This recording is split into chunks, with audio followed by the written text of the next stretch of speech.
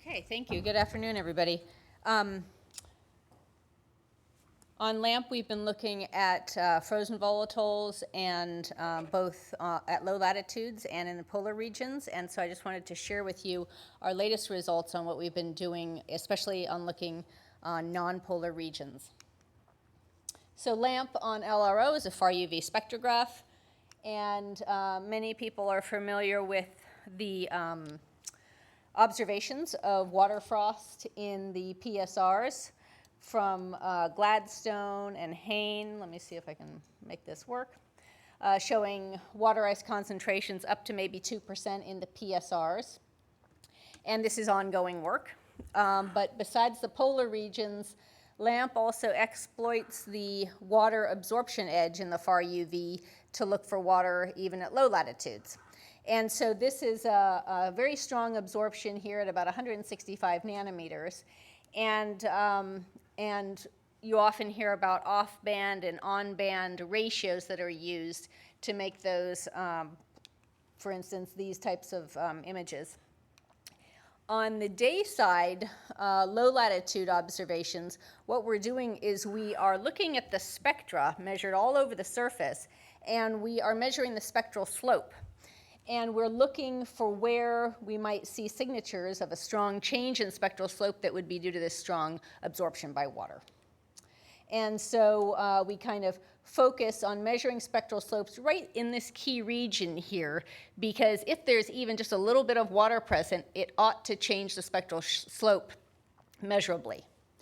And then what we have also done in the past, I'm not going to go over it here, but if anybody wants to ask afterwards, I can show you. We have kind of tried to bolster our results by showing that we do not see any slope variations in this region here or in this region here. Is my time up already?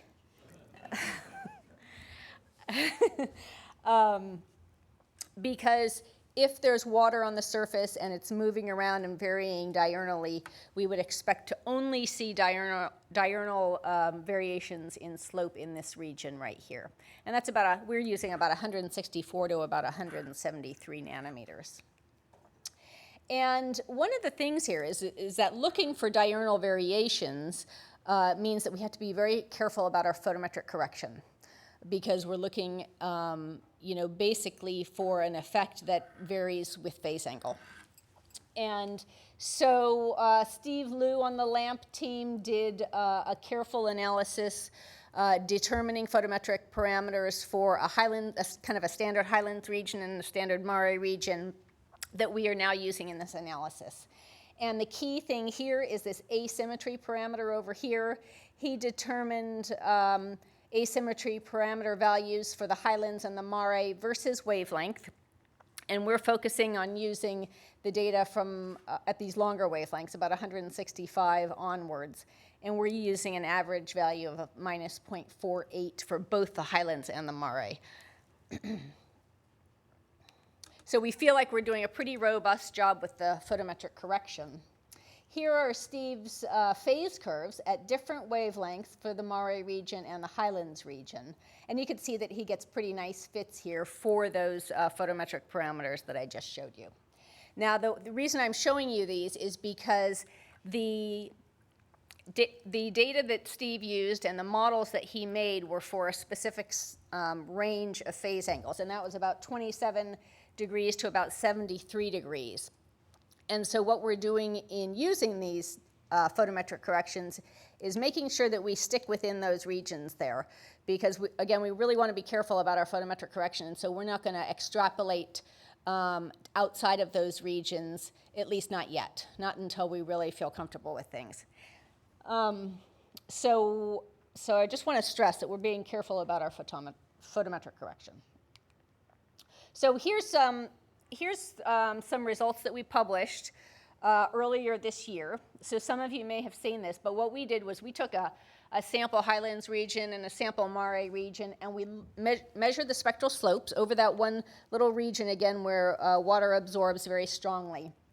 And we plotted those slopes versus time of day here. And and we looked to see if there was a change in spectral slope versus time of day, and we convinced ourselves that we did see a change in slope. So we see pretty constant spectral slopes and then a drop, and then back up in spectral slope toward the end of the day in the Highlands region. That's the red points here. In the blue points, the Mare region, we see a minor drop in midday, but it's not quite as statistically significant as in the Highlands region. And so we think this is consistent with a greater retention of hydration, water, in the Highlands than in the Mare terrains. And what we think we're seeing here is thermal desorption of water at the highest temperatures, and I'll tell you why. But I will also say that lab results from Poston and from Orlando, Tom Orlando talked about his latest results a couple days ago, showed that Apollo samples from Highlands terrains seem to retain more hydration than samples from Mare terrains. So this is consistent with what we're measuring here. So now what we can do is take our Highlands data, and I've just broken them down into a little smaller latitude bins here, and plot them versus diviner measured bolometric temperatures.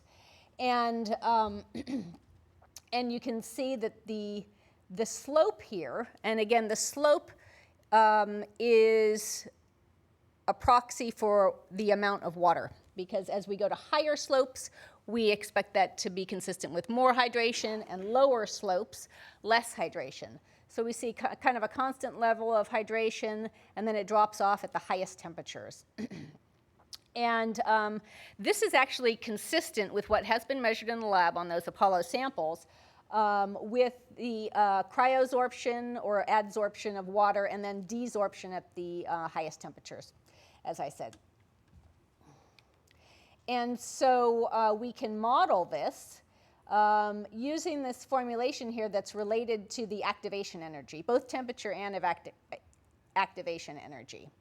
And we can get some pretty good fits here. You can see we put like little black model points here in squares and diamonds on top of the two latitude bins. And we get, we require activation energies up to about 1.3 eV for the temperatures that we see here. So now, oh yeah, and by the way, and these, the amount of water that we see is, before it desorbs at midday, is consistent with about 0.5% of a monolayer. So not very much water. And so the way that we figure this out is by modeling, by a Happian model of a thin layer, and measuring this slope change right in here. So again, we're talking about 10 to the 12 or 10 to the 13 molecules per square centimeter of water being desorbed and moving around at midday every day. So now, now that we've kind of established that we think that this technique works on those two areas, we're sort of expanding and looking out into different areas across the moon, trying to figure out with the LAMP data set now, and this is pre-failsafe door open mode data here still so far. We can look for diurnal variations from place to place on the surface. We can eventually make maps, and there are people on the LAMP team doing proper mapping currently. But we want to make sure to stay within our zone of photometric correction comfort. And we also want to play with the size of the region that we looked at. We looked at pretty big regions. We want to try to look at higher resolution areas, but we still want to retain a decent level of signal to noise. So I'm just going to go through these slides and show you for the boxes shown here. And now I just decided to use 30 to 40 south and 50 to 60 south as just kind of demonstrations of additional regions across the surface. So here's the diurnal curves for the two boxes here, and I'm going to flip through and show you. But generally, what we will be able to do here is approximate the amount of water, about how much of a percent of a monolayer is anywhere on the surface from the baseline slope here. And if there's any variations in activation energy, we might be able to gather that from looking at the shape of this drop-off here. And we do see subtle variations from place to place across the surface. But I'll just go through here, and we kind of step across the globe here at these same latitudes. These are smaller pieces of real estate than I showed you from our published data. There's some kind of funky looking points in there still that we need to work out, that we can understand what we're seeing. And over here in South Pole Aitken Basin, things start to look a little different, which is interesting.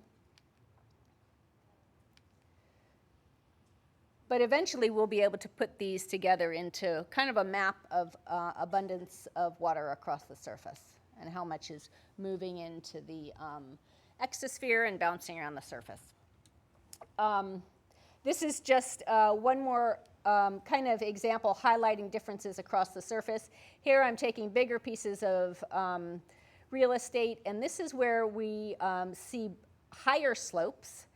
I think some of these higher slopes here are because we're looking at some bright crater rays here. So we're seeing kind of anomalously high slopes there that are not entirely due to water on the surface. But over here, we're seeing much lower slopes than we see, still, though, with a loss of water at midday. And this is over here in South Pole Aitken, which we know has a higher iron content, and perhaps this is linked to fewer sites that the water can adsorb onto. And so one of my next steps in this is to try to correlate with the actual iron content across the surface and see if we can see a correlation and what that might tell us. So I'll just summarize. We used our new phase correction, less than 1% of a monolayer, and we're going to try to relate to iron abundance as the next step. So thank you very much. Questions for Amanda?